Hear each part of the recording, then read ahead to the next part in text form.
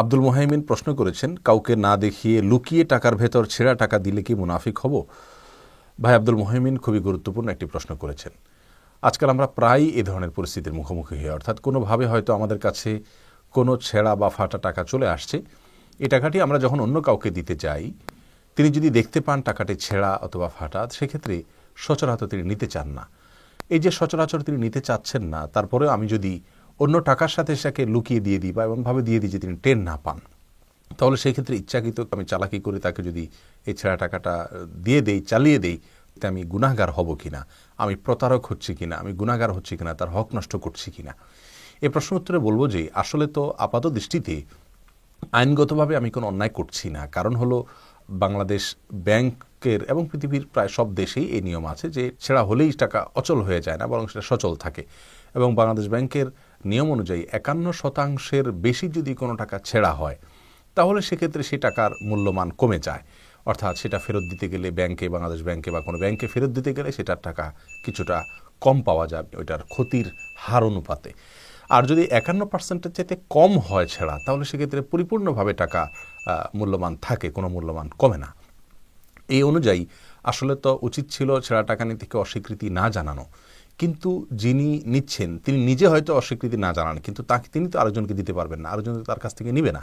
বিধায় এরকম পরিস্থিতিতে ছেঁড়া টাকা আপনি চালাইলে আইনগতভাবে আপনি কোনো অন্যায় করছেন না আক্ষরিক অর্থে, কিন্তু বাস্তবতা হলো যে আপনি এক ধরনের অন্যায় করছেন। কারণ এই টাকাটি আপনি যদি কারোর কাছে চালিয়ে দেন, তার মানে আপনি তাকে বিপদে ফেলে দিচ্ছেন। তিনি যদি আপনার এই টাকার যে ত্রুটি, এটা যদি তিনি জানতেন তাহলে নিতেন না। কারোর সাথে লেনদেন হলে আপনার পণ্য, সেখানে কোনো ত্রুটি যদি আপনি থাকে, সেটা যদি আপনি লুকান, তাহলে এটা গুনাহের কারণ হয়, সেটা জায়েজ নাই, এটা অসাধুতা, এটা প্রতারণা। নবী সাল্লাল্লাহু আলাইহি ওয়াসাল্লাম বলেছেন, মান গাশশা ফালাইসা মিন্না, যে ব্যক্তি প্রতারণা করবে কারোর সাথে, সে আমার উম্মত হতে পারে না। সেজন্য লেনদেনের ক্ষেত্রে আমাদেরকে দেখতে হবে যে এই পণ্যটার যে দোষ আছে সেটাকে আমাদের সমাজ দোষের মনে করে কিনা। আমরা দেখি যে আমাদের সমাজ দোষের মনে করে এবং এই ছেঁড়া টাকাটা কেউ নিতে চাইবে না, ওই লোকটা বিপদগ্রস্ত হবে। বিধায় ছেঁড়া টাকাকে লুকিয়ে দেওয়া অথবা চালিয়ে দেওয়া, চালাকি করে, এটা জায়েজ নাই। হ্যাঁ, আপনি জানেন না, চলে গেছে, সেটা ভিন্ন কথা।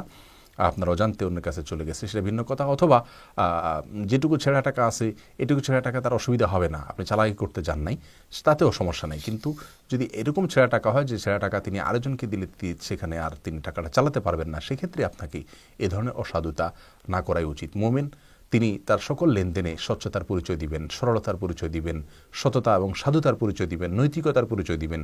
তিনি অন্য কাউকে বিপদে ফেলবেন না, অন্য কেউ কোনো প্রকার সমস্যায় পড়ুক সেরকম কোনো কাজ তার সাথে করবেন না। বিশেষ করে লেনদেনের ক্ষেত্রে অন্য কোনো মানুষের ক্ষতি হয় সেরকম যেন তিনি না করেন। নবী সাল্লাল্লাহু আলাইহি ওয়াসাল্লাম এরকম লোকের প্রশংসা করেছেন, যে ব্যক্তি কেনা বেচায় এবং সকল লেনদেনে যে ব্যক্তি কোমলতা অবলম্বন করে। আপনি চালাকি করে কাউকে ত্রুটিযুক্ত জিনিসটা, টাকাটা ঢুকাই দিলেন, এটা কিন্তু তার প্রতি এক ধরনের অসততা হলো, অনৈতিকতা হলো, এটা মুমিনের চরিত্র হতে পারে না। আপনি হয় টাকাটাতে সুন্দর করে টেপ লাগিয়ে এমনভাবে দিবেন যাতে এটা চালাতে তার কষ্ট না হয়, অথবা তাকে বলে দিবেন তিনি পারলে চালাবেন, আর নতুবা কোনো ব্যাংক থেকে আপনি সেটা পরিবর্তন করিবেন, যেটার নির্দেশনা বাংলাদেশ ব্যাংক থেকে দেওয়া আছে। বিধায় ছেঁড়া ফাটা টাকা এটা যদি কাউকে চালিয়ে দিলে তার জন্য কষ্টের কারণ হয়, তাহলে আমাদের এটা চালানো উচিত হবে না।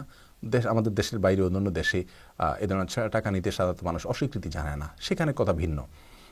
কিন্তু আমাদের দেশে যেহেতু এটা চালানোটা কষ্টকর হয়, বিধায় এ ধরনের টাকা আমরা চালাকি করে চালাতে যাব না। আল্লাহ তাআলা আমাদের সকলকে সব ক্ষেত্রে তাকওয়াকে ফলো করে চলার তৌফিক দান করুন এবং সর্বোত্তম মুসলিমের যে গুণাবলী সেগুলোকে অর্জন করার তৌফিক দান করুন।